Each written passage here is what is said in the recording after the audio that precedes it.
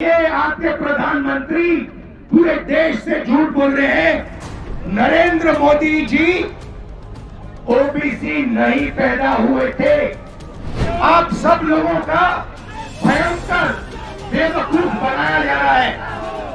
आपके प्रधानमंत्री general caste पैदा हुए और ये पूरी दुनिया में झूठ बोल रहा है।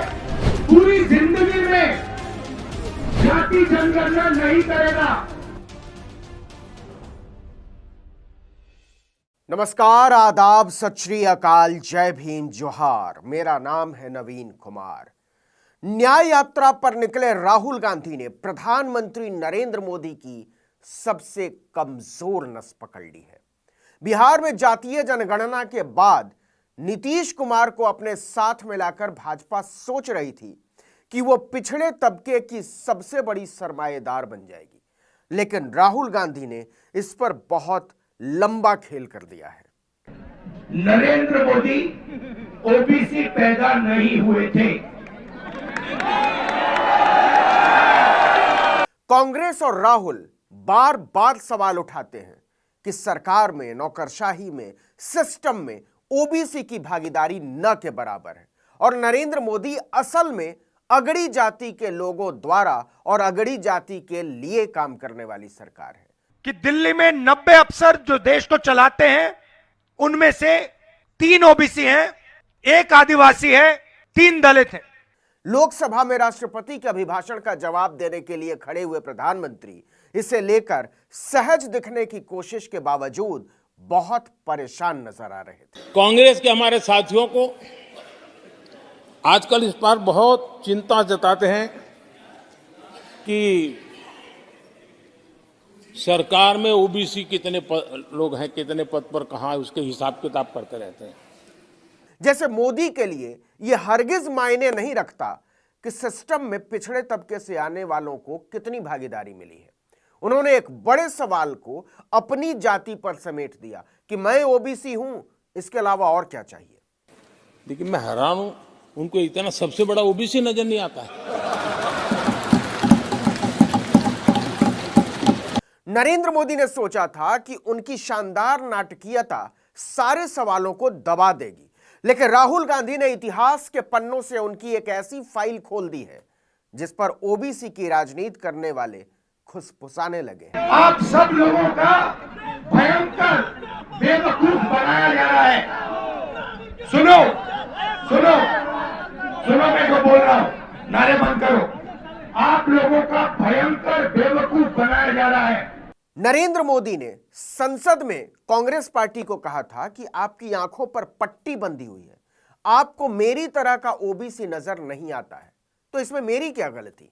आंखें बंद करके बैठ जाते हैं। मेजे थपथपाने वाले नहीं जानते थे कि जब मोदी इतिहास के पन्नों से नेहरू के 77 साल पुराने भाषण की एक लाइन को संदर्भों से काटकर महफिल लूटने की कोशिश कर सकते हैं, तो मोदी का केवल 22 साल पुराना जन्म प्रमाण पत्र तो निकाला ही जा सकता है। राहुल ने कहा कि सुन लो मोदी की जाति। फिर से सुनो, नरेंद्र मोदी जी दिल्ली का, सुनो भैया, मैं बहुत गहरी बात बोल रहा हूं। इसका मतलब यह हुआ कि न्याय यात्रा में हर तरह से विघ्न डालने की कोशिश कर रही भाजपा के सबसे बड़े नेता की केवल डिग्री ही सवालों के घेरे में नहीं है, उनकी जाति भी अब सवालों के घेरे में है। राहुल ने कहा कि देश का प्रधानमंत्री झूठा है। आपके प्रधानमंत्री जनरल कास्ट पैदा हुए और ये पूरी दुनिया में झूठ बोल रहा है कि मैं ओबीसी पैदा हुआ। राहुल को भाजपा ने नेता बना ही दिया।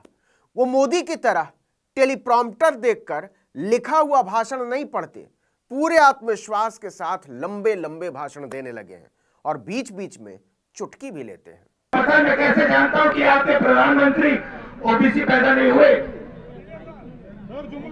वो किसी ओबीसी से गले नहीं मिलते,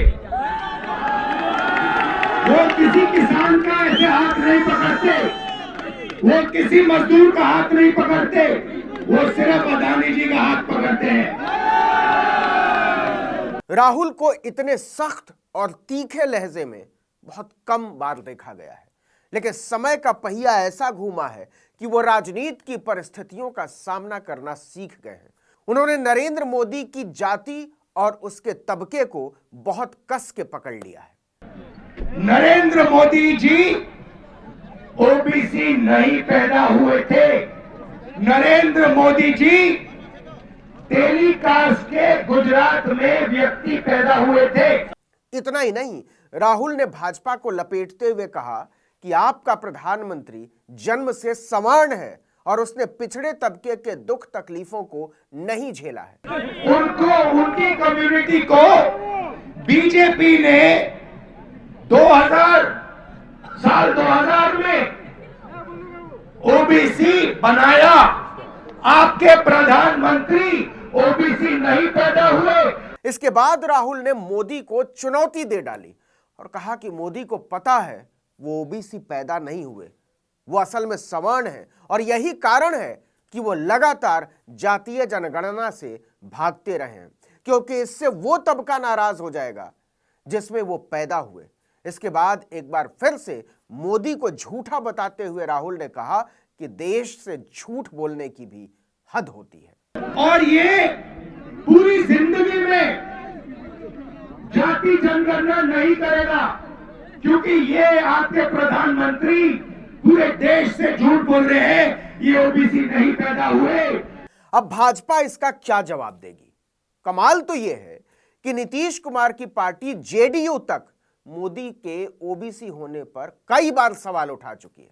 पार्टी के प्रवक्ता नीरज कुमार ने 16 अक्टूबर को बाकायदा प्रेस कॉन्फ्रेंस करके कहा था कि नरेंद्र मोदी सवर्ण जाति से आते हैं, इसीलिए जातीय जनगणना का विरोध करते हैं।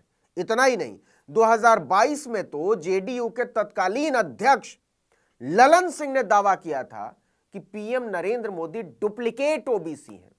अब वही बात राहुल गांधी डंके की चोट पर बोल रहे हैं, तो सवाल है कि नीतीश क्या करेंगे? ये जनरल कास्ट के आदमी है, ये ओबीसी जाति जनगणना कभी नहीं करने देगा। लिख के ले लो। अब यहां एक और तथ्य गौर करने लायक है। यह बात सच है कि मोदी गुजरात के मोड़ घांची जाति से आते हैं। बिहार और उत्तर प्रदेश में घांची को ही तेली जाति के नाम से जाना जाता है। घांची जाति के जो लोग मोढेरा सूर्य मंदिर के आसपास रहते थे, वो मोड़ घांची कहलाने लगे। 1999 में अटल बिहारी वाजपेयी की सरकार ने तेली और घांची दोनों जातियों को ओबीसी की केंद्रीय सूची में डाला था। राहुल गांधी उसी के आधार पर कह रहे हैं कि मोदी ओबीसी तबके में पैदा नहीं हुए, इसलिए जातीय जनगणना से भागते रहते हैं।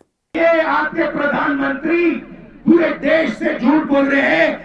नरेंद्र मोदी जी ओबीसी नहीं पैदा हुए थे।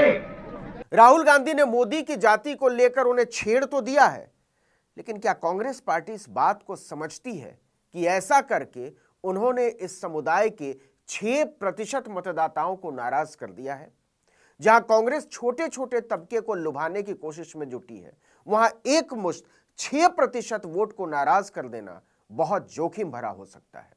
जाति जनगणना का काम कांग्रेस पार्टी और राहुल गांधी करके दिखाएगा। राहुल जाति जनगणना तो तब करा पाएंगे जब कांग्रेस पार्टी सत्ता में आएगी, और कांग्रेस पार्टी सत्ता में तब आएगी जब वो नए वोटर्स को अपने साथ जोड़ पाएगी। सवाल है कि ममता नीतीश के अलग हो जाने के बाद क्या कांग्रेस के पास इसका कोई ठोस रोड मैप है?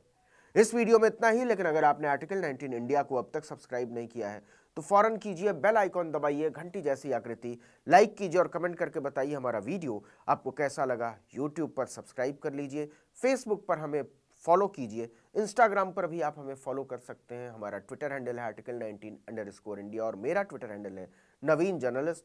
व्हाट्सएप चैनल भी इसी नाम से है आर्टिकल 19 इंडिया, इसको भी आप फॉलो कर सकते हैं। नमस्कार।